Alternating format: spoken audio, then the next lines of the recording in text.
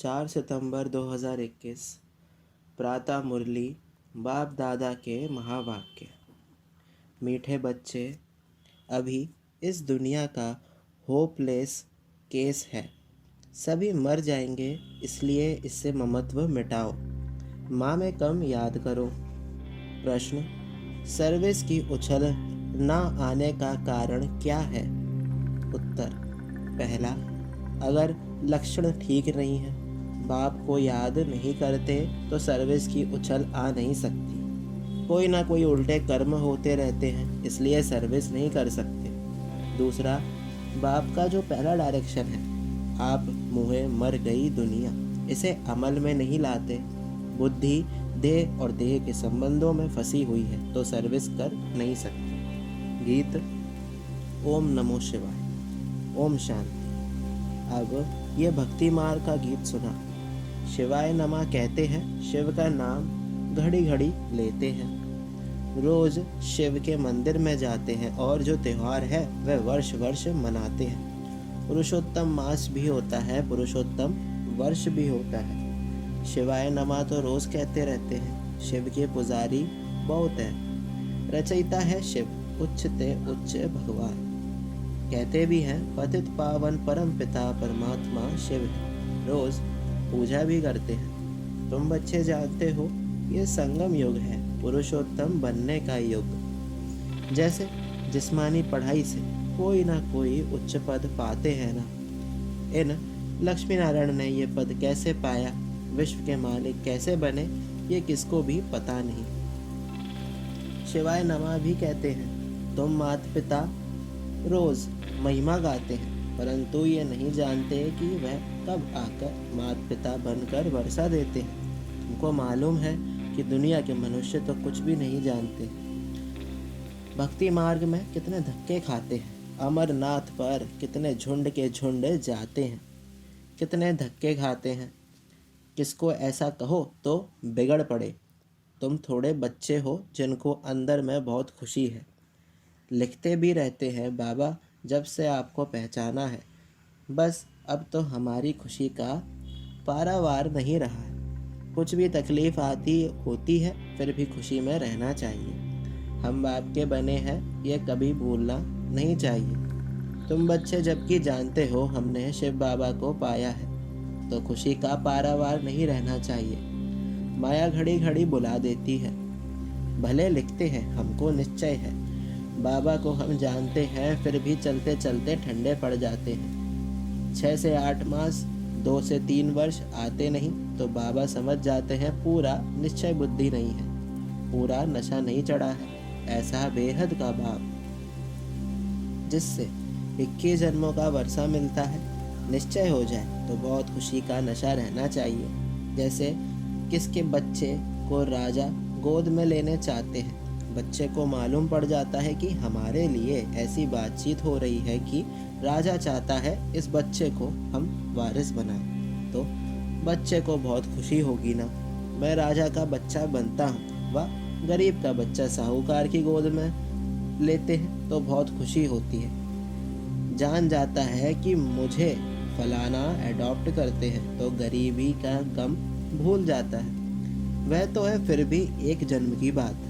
यहाँ बच्चों को खुशी रहती है 21 जन्म वर्षा लेने। बेहद के बाप को याद करना है और फिर दूसरों को रास्ता बताना है। शिव बाबा पतित पावन आया हुआ है, समझाते हैं तुम्हारा मैं बाप हूँ। ऐसे कोई मनुष्य का नहीं कह सकते कि मैं तुम्हारा बेहद का बाप हूँ। बाप ही समझाने देते हैं। मैं 5000 वर्ष पहले आया था, तुमको यही अक्षर कहा था कि माँ में कम याद करो। मुझ पतित पावन बाप को याद करने से ही तुम पतित से पावन बनेंगे, और कोई भी उपाय नहीं है पतित से पावन बनने का। पतित पावन है ही एक बाप, कृष्ण को भगवान नहीं कह सकते। गीता का भगवान एक पतित पावन पुनर्जन्म रहित है। पहली पहली बात ये लिखाओ। बड़े बड़े आदमियों की लिखत देखेंगे तो समझेंगे ठीक है, कोई साधारण आदमी को देखेंगे तो कहेंगे ब्रह्म कुमारियों ने इनको जादू लगा दिया है तब लिखा है। बड़े आदमी के लिए ऐसा नहीं कहेंगे। तुम कुछ भी कहते हो तो समझते हैं छोटा मुख बड़ी बातें बनाती है। कि भगवान आया हुआ है। ऐसे तुम बच्चों को सिर्फ कहना नहीं है कि भगवान आया हुआ है, इससे तो कोई समझेंगे नहीं और ही हंसी करेंगे। ये तो समझाना है कि दो बाप है। पहले से ही फट से सीधा कहना नहीं है कि भगवान आया हुआ है, क्योंकि आजकल दुनिया में भी भगवान कहलाने वाले बहुत हो गए हैं। सब अपने को भगवान का अवतार समझते हैं, तो युक्ति से दो बाप का राज समझाना चाहिए। एक है हद का बाप, दूसरा है बेहद का बाप। बाप का नाम है शिव। वह सब आत्माओं का बाप है, तो ज़रूर बच्चों को वर्षा देते होंगे, शिव जयंती भी मनाते हैं। वही आकर स्वर्ग की स्थापना करते हैं, तो ज़रूर नर का विनाश होना है, उसकी भी निशानी ये महाभारत लड़ाई है। बाकी सिर्फ भगवान आया है ये कहने से कोई समझेंगे नहीं। ढिंढोरा पीटते रहते हैं ऐसी ऐसी उल्टी सर्विस करने से, और ही फिर सर्विस में ढीलापन आ जाता है। एक तरफ कहते हैं भगवान आया हुआ है, भगवान पढ़ाते हैं, फिर जाकर शादी करते हैं तो लोग कहेंगे तुमको फिर क्या हुआ, तुम तो कहते थे कि भगवान पढ़ाते हैं। कहते हैं हमने जो सुना था सो कह दिया। अनेक प्रकार के विघ्न भी पड़ते हैं अपने बच्चों से, जैसे हिंदू धर्म वालों ने आप ही आपने को चमाट मारी है ना, वास्तव में है देवी देवता धर्म के, परंतु कह देते हम हिंदू हैं। अपने को चमाट मारी है ना। अभी तुम जानते हो हम ही पूज्य थे तो श्रेष्ठ कर्म श्रेष्ठ धर्म था।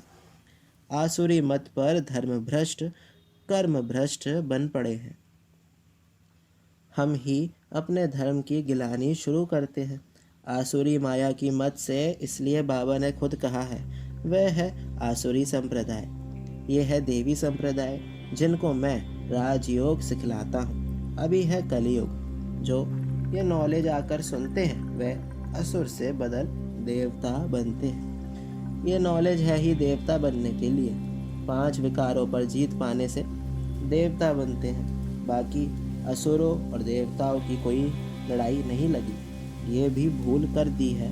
फिर दिखाते हैं जिसकी तरफ साक्षात भगवान है उनकी विजय हुई, उसमें नाम कृष्ण का दे दिया है। वास्तव में है तुम्हारी माया से युद्ध।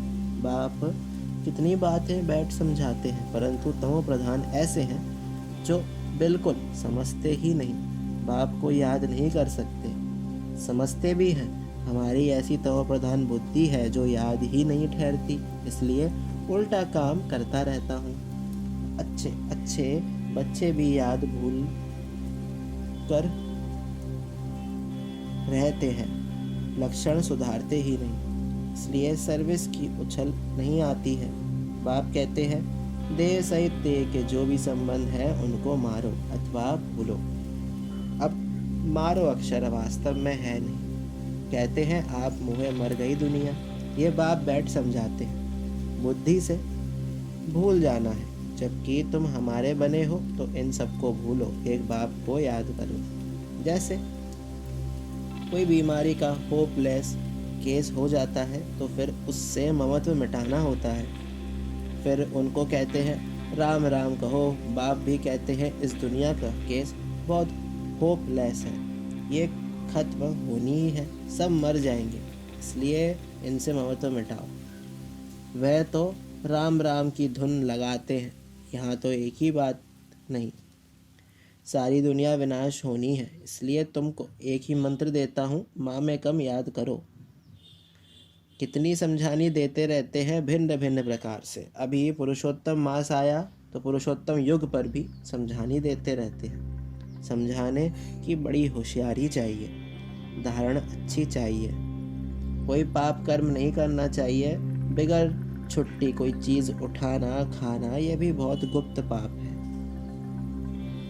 कायदे बड़े कड़े हैं, पाप करते हैं फिर भी बतलाते नहीं, फिर पाप वृद्धि को पाते जाते हैं। यहाँ तो तुम बच्चों को पुण्य आत्मा बनना है, हमको पुण्य आत्मा से स्नेह है, पाप आत्मा से विरोध है। भक्ति मार्ग में भी जानते हैं कि अच्छा कर्म करने से अच्छा फल मिलेगा, इसलिए दान पुण्य आदि अच्छे कर्म करते हैं ना। ये ड्रामा है, फिर भी कहते हैं भगवान अच्छे कर्मों का फल अच्छा देता है। बाप कहते हैं, मैं सिर्फ ये धंधा थोड़ी बैठकर करता हूँ, ये तो सारी ड्रामा में नूंद है। ड्रामा अनुसार बाप को ज़रूर आना है। बाप कहते हैं, मुझे आकर सबको रास्ता बताना है, बाकी इसमें कृपा आदि की कोई बात ही नहीं है। कोई लिखते हैं, बाबा आपकी कृपा होगी तो हम आपको कभी नहीं भूलेंगे। बाप कहते हैं, हम कभी कृपा आदि नहीं करते, ये तो भक्ति मार्ग की बातें हैं, तुमको अपने पर कृपा करनी है। बाप को याद करेंगे तो विकर्म विनाश होंगे। भक्ति मार्ग की बातें ज्ञान मार्ग में होती नहीं। ज्ञान मार्ग है ही पढ़ाई। टीचर कोई पर कृपा थोड़ी करेगा, हर एक को पढ़ना है। बाप श्रीमत देते हैं, उस पर चलना चाहिए ना, परंतु अपनी मत पर चलने कारण कुछ भी सर्विस नहीं करते। बच्चों को बिल्कुल पुण्य आत्मा बनना है, ज़रा भी कोई पाप ना हो। कई बच्चे अपना पाप बताएंगे, कभी नहीं। बाप भी कहते हैं वह उच्च पद कभी नहीं पाएंगे। गाया हुआ है, चढ़े तो चाखे। बच्चे जानते हैं बहुत उच्च मर्तबा है, गिरते हैं तो कोई काम के नहीं रहते। अशुद्ध अहंकार है पहला नंबर, फिर काम, क्रोध, लोभ भी कम नहीं। लोभ मोह भी सत्यानाश कर देते हैं। बच्चे आदि में मोह होगा तो वह याद आते रहेंगे। आत्मा तो कहती है, मेरा तो एक शिव बाबा, दूसरा ना कोई, और कोई भी याद ना पड़े, ऐसा पुरुषार्थ करना है। ये सब तो खत्म होना है। विनाश सामने खड़ा है, वर्षा तो ले नहीं सकेंगे। इनमें क्या मोह रखना है। ऐसे ऐसे अपने साथ बातें करनी है। सारी दुनिया को बुद्धि से भूलना है। यह तो सब खत्म होना ही है। तूफान ऐसे लगेंगे जो एकदम खत्म हो जाएगा। अगर कहाँ लगती है और हवा जोर से आती है तो झट एकदम खल्लास कर देती है। आधे घंटे में 100 से 150 झोपड़ियों को खत्म कर देती है। तुम जानते कि इस भगोर को आग लगनी ही है, नहीं तो इतने सब मनुष्य कैसे मरेंगे। जो अच्छे बच्चे हैं, लक्षण भी अच्छे हैं, तो सर्विस भी अच्छी करते हैं। तुम बच्चों को नशा रहना चाहिए, पूरा नशा तो अंत में रहेगा, जब कर्मातीत अवस्था हो, फिर भी पुरुषार्थ करते रहते हैं। बनारस में शिव के मंदिर में तो बहुत जाते हैं, क्योंकि वह है उच्च से उच्च भगवान। वहाँ शिव की भक्ति बहुत है। बाबा तो कहते रहते हैं, वहाँ उनको जाकर समझाओ। ये शिव भगवान इन लक्ष्मी नारायण को ये वर्षा देते हैं, संगम पर ही ये वर्षा उनसे मिला हुआ है। ये समझाने से फिर ब्रह्म सरस्वती की भी समझानी आती है। चित्रों पर बड़ा क्लियर समझा सकते हैं। इन्हों को ये राज्य कैसे मिला। इन लक्ष्मी नारायण के राज्य में भक्ति मार्ग था नहीं। कहेंगे भक्ति तो अनादि है ही। अभी तुमको कितनी नॉलेज मिली है तो नशा चढ़ना चाहिए ना। हमको भगवान पढ़ा रहे हैं 21 जन्मों का राज्य भाग्य देने के लिए। तुम स्टूडेंट होना। जिसको निश्चय होगा, ये ब्रह्म कुमारियाँ जिस द्वारा सुनकर हमको निश्चय बिठाती हैं, वह खुद क्या होगा। ऐसे बाप से तो पहले मिले। जब तक पूरा निश्चय नहीं होगा तब तक बढ़ेगा नहीं। निश्चय वाला ही झट भागेगा। ऐसे बाप के पास हम जाकर मिलेंगे, छोड़ेंगे नहीं। बस बाबा हम तो आपका बन गया, हम जाएंगे नहीं। गीत भी है ना, चाहे प्यार करो चाहे ठुकराओ, ये दीवाना तेरा दर नहीं छोड़ेगा। फिर भी बिठा दो नहीं सकते, सर्विस पर भेजना पड़ता है। गृहस्थ व्यवहार में रहते कमल फूल समान बनना है, ऐसे लिख कर भी देते हैं। फिर बाहर जाने से माया की चक्री में आ जाते हैं। माया इतनी प्रबल है, माया के बहुत विघ्न पड़ते हैं। छोटे से दीवे को माया के तूफान कितने आते हैं। इन गीतों का भी सार बाप आकर समझाते हैं। तुम्हारा पुरुषोत्तम युग चल रहा है, भक्तों का पुरुषोत्तम मास चला गया। बाप कहते हैं, इस संगम युग पर ही मैं आता हूँ, पतितों को पावन बनाने। समझाने कितनी अच्छी है। अच्छा, दिन प्रतिदिन सेवा की वृद्धि के लिए नई नई युक्तियाँ निकलती रहेंगी। अच्छे अच्छे चित्र बनते जाएंगे। कहते हैं ना, देर पड़े काम दुरुस्त होते हैं। तैयार माल मिलता है जिससे फट से कोई समझ जाए।